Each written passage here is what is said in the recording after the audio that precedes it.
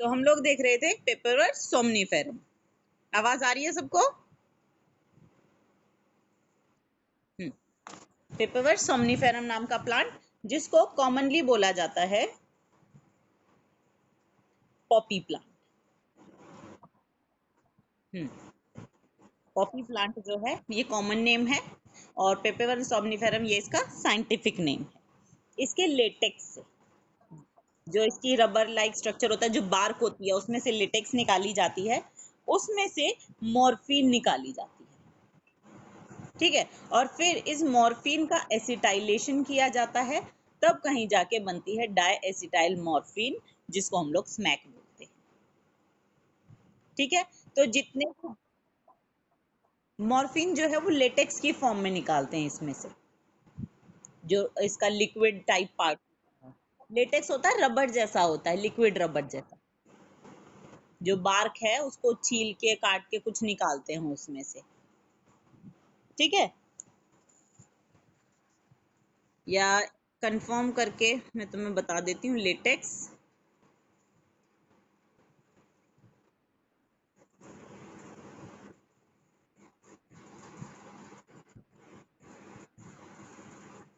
Latex meaning, latex का meaning है a milky fluid found in many plants such as poppies and spurges, which exudes when the plant is cut and coagulates on exposure to the air। ठीक है, जब भी plant को काटते हैं तो उसमें से एक मिल्की फ्लूइड निकलता है, उसको लेटेक्स बोला जाता है। ठीक है,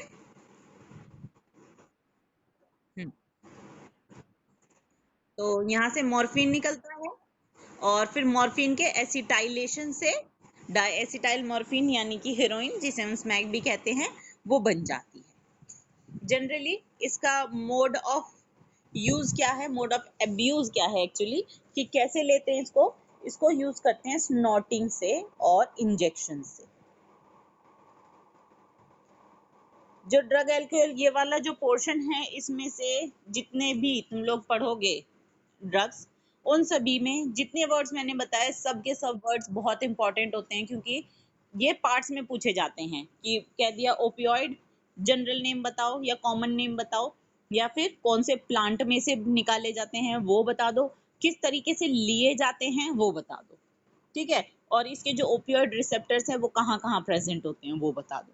तो एक एक वर्ड जो है वो अपने आप में क्वेश्चन बन जाता है, और 3 नंबर में क्वेश्चन कहीं भी नहीं जाता अगर 3 पार्ट्स पूछ लेते हैं तो। इसके साथ हमारा ओपियोइड्स खत्म हो जाता है। हम्म स्नॉटिंग का मतलब होता है नाक से सूंघना। देखा होगा ना अक्सर तुम लोगों ने, वो सिगरेट में भर के और नाक से सूंघते हैं। हाँ, वो चीज स्नॉटिंग है।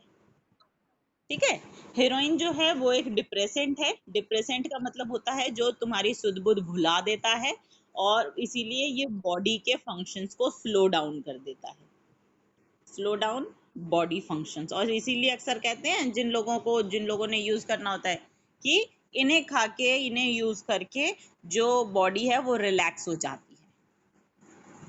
ठीक है ना, क्योंकि ये बॉडी को जो है वो स्लो डाउन कर देते हैं, एक डिप्रेसेंट की तरह काम करते हैं, इसीलिए लोगों को लगता है कि ये रिलैक्स फील कर रहे हैं, लेकिन एक्चुअल में ऐसा नहीं होता। ठीक है, धीरे धीरे शरीर को आदत हो जाती है, फिर तुम आज 2 ग्राम ले रहे हो, कल को 4 ग्राम लेनी पड़ेगी।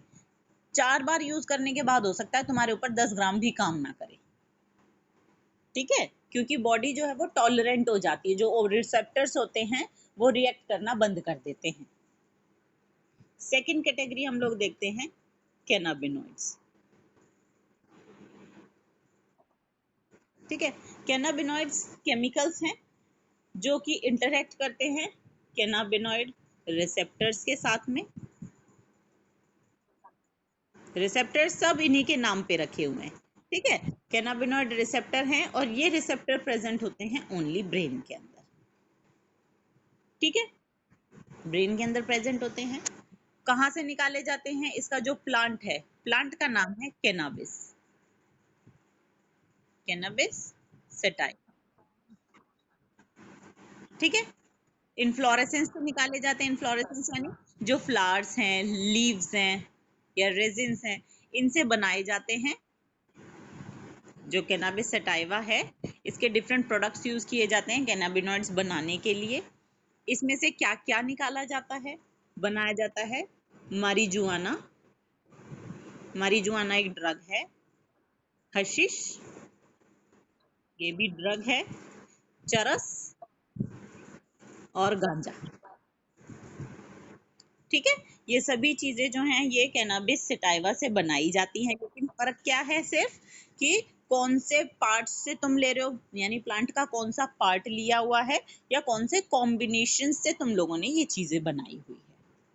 ठीक है, चारों मिलेंगे सेम प्लांट से, लेकिन फर्क सिर्फ कितना है कि कौन सा प्लांट का पार्ट लिया हुआ है और किस कॉम्बिनेशन में लिया गया है। अब देखा जाए तो लिया कैसे जाता है, इनहेल करके, इनहेलेशन के थ्रू लिया जाता है। ओरली भी लिया जाता है, ओरल इंजेक्शन, ओरल इंजेक्शन तो मुंह से खाना, और इनहेल करना सूंघना। ठीक है, तो दोनों तरीके से लिया जाता है। और इनके इफेक्ट जो है, इसका इफेक्ट होता है हमारे कार्डियोवैस्कुलर सिस्टम पर। कार्डियोवैस्कुलर सिस्टम, कार्डियो मतलब हार्ट, वैस्कुलर का मतलब मसल्स। ठीक है, तो ये हमारे कार्डियोवैस्कुलर सिस्टम को अफेक्ट करता है, जनरली ये स्लो डाउन कर देता है। ठीक है, ये तो हुआ हमारा सेकंड कैटेगरी। थर्ड कैटेगरी में हमारे आते हैं कोका एल्केलॉइड, जिसे हम कोकेन भी बोलते हैं। ठीक है, लगभग सभी नाम ऐसे हैं जो तुमने कहीं ना कहीं टीवी में, मूवीज में या किसी सीरियल्स में सुने हुए होंगे। ठीक है। हम्म। अच्छा, कोकेन देखी है, कहाँ देखी है? अच्छा, पेड़ देखा है। अच्छा ठीक है, चलो सबको नहीं पता होना चाहिए। तो कोका एल्केलॉइड या कोकेन, इसको निकालते हैं कोका प्लांट से, जिसका नाम है इराइथ्रोजाइलम कोका। ठीक है, ये है इसका साइंटिफिक नेम, और जनरली इसको कोका प्लांट बोला जाता है। ठीक है, इराइथ्रोजाइलम कोका प्लांट्स के नाम याद रखने हैं, जरूरी हैं। ठीक है, ये जो है इंटरफेयर करता है न्यूरोट्रांसमीटर डोपामीन के ट्रांसमिशन के साथ। डोपामीन क्या है? ये हमारा एक न्यूरोट्रांसमीटर है। न्यूरोट्रांसमीटर क्या होते हैं? जो न्यूरोट्रांसमीटर क्या होते हैं? हमारे जो न्यूरॉन्स है, जो नर्वस सिस्टम है, उसमें प्रोड्यूस्ड केमिकल्स जो मैसेजेस एक जगह से दूसरी जगह लेके जाते हैं, उनको हम लोग न्यूरोट्रांसमीटर कहते हैं। तो डोपामीन भी हमारा एक न्यूरोट्रांसमीटर है। तो कोकेन जो है, वो कोकेन क्या करती है, इसके डोपामीन के ट्रांसफर के साथ या ट्रांसपोर्ट के साथ इंटरफेयर करती है। यानी ये क्या करेगा, कोकेन जो है जहां डोपामीन का रिसेप्टर होगा वहां पे जाके खुद बाइंड कर देगा।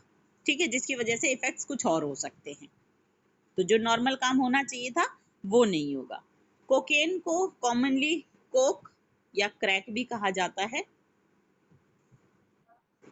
कोक या क्रैक ये भी बोलते हैं, कोकेन बोलते हैं, कोक बोलते हैं या क्रैक बोलते हैं, सिमिलर नाम है।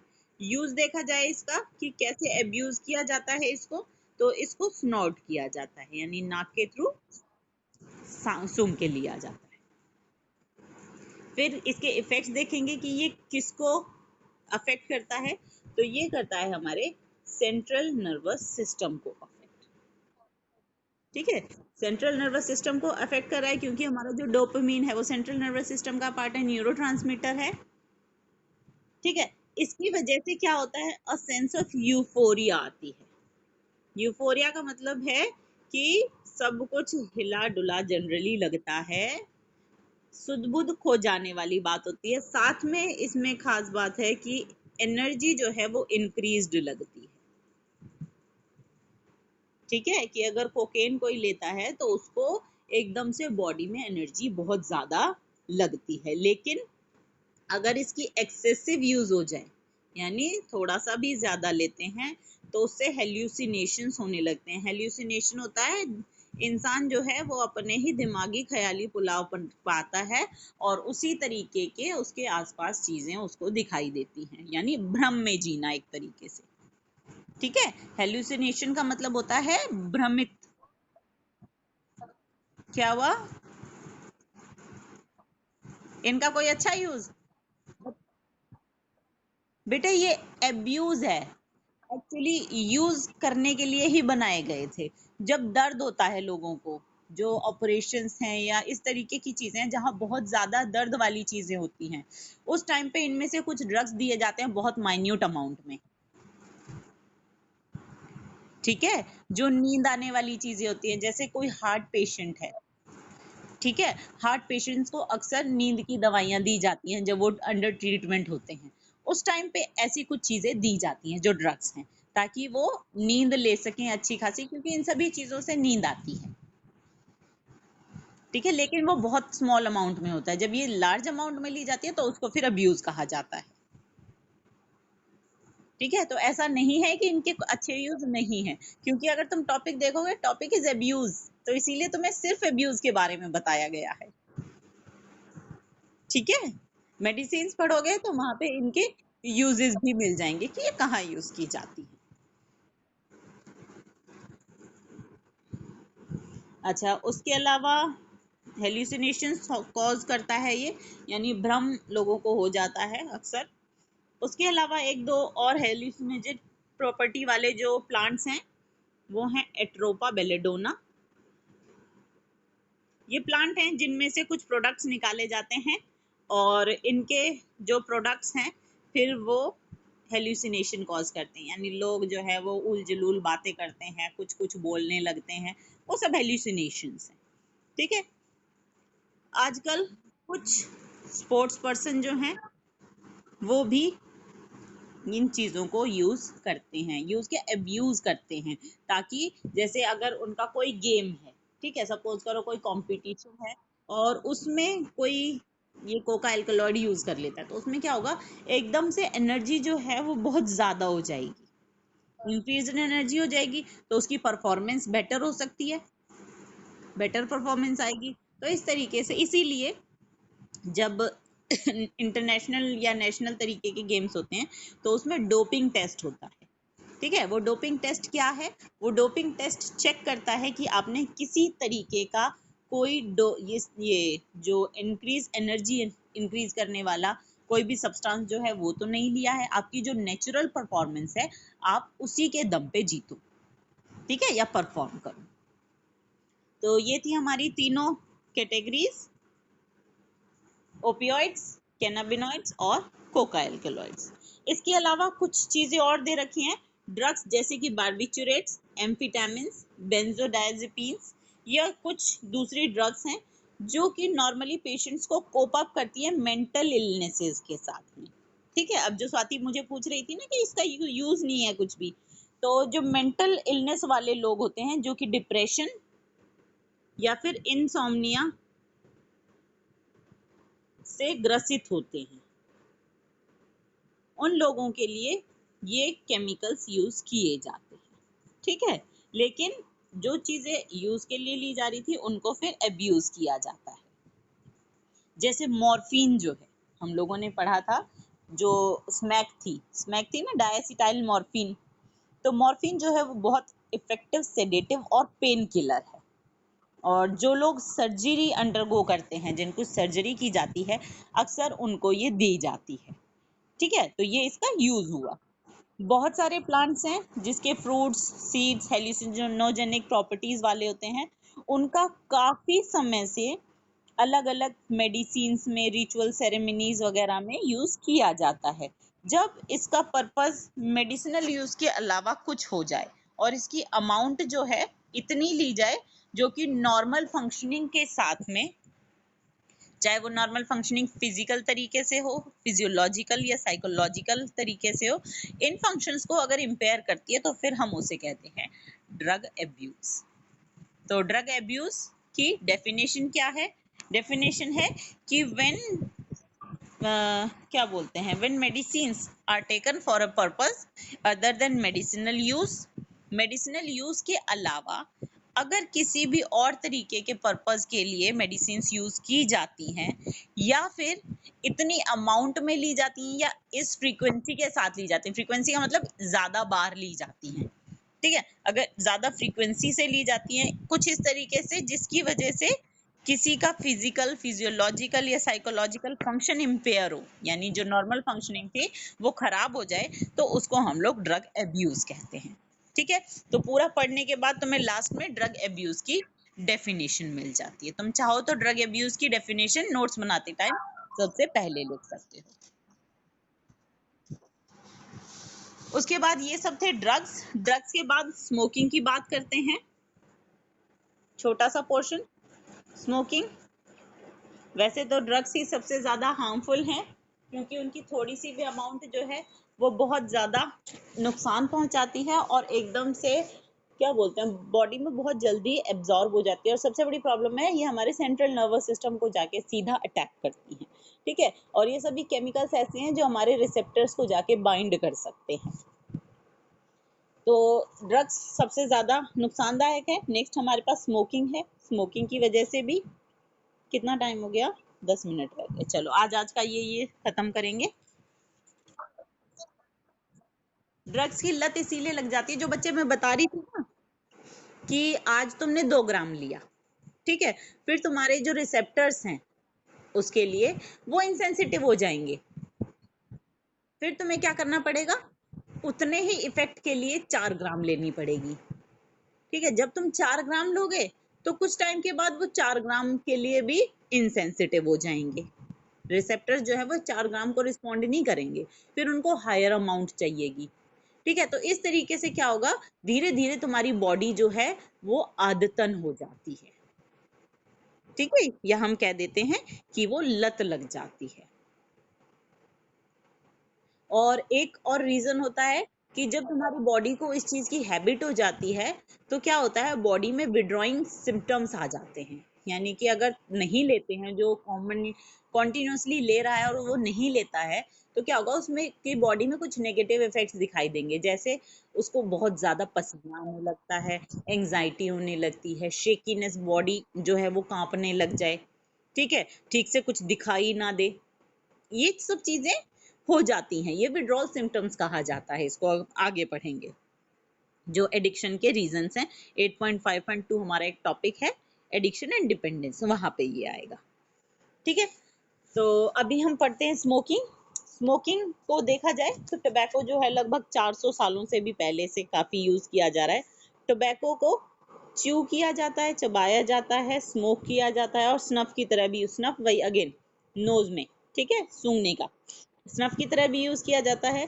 टोबैको के अंदर देखा जाए तो क्या चीज प्रेजेंट है जिसकी वजह से उसके इल इफेक्ट्स होते हैं, वो है निकोटीन। ठीक है, निकोटीन क्या है, निकोटीन एक एल्केलॉइड है।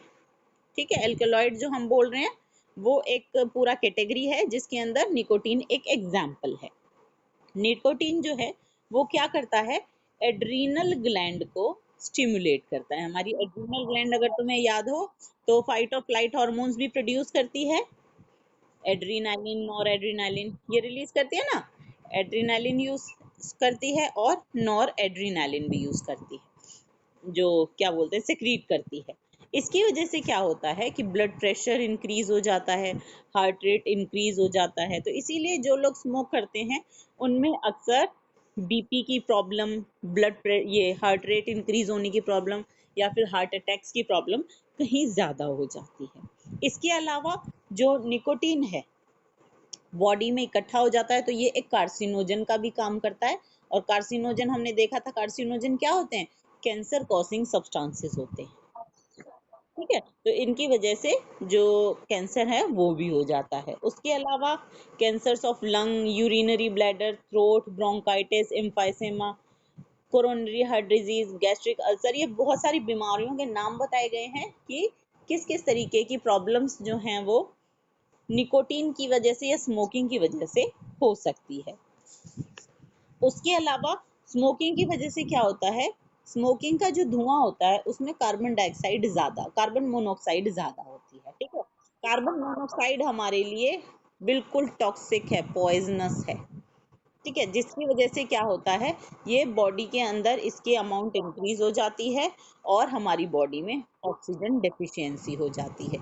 यही वजह होती है कि जो लोग स्मोक करते हैं वो लोग बहुत जल्दी उनकी सांस फूलने लगती है और उनको सांस लेने में दिक्कत होने लगती है।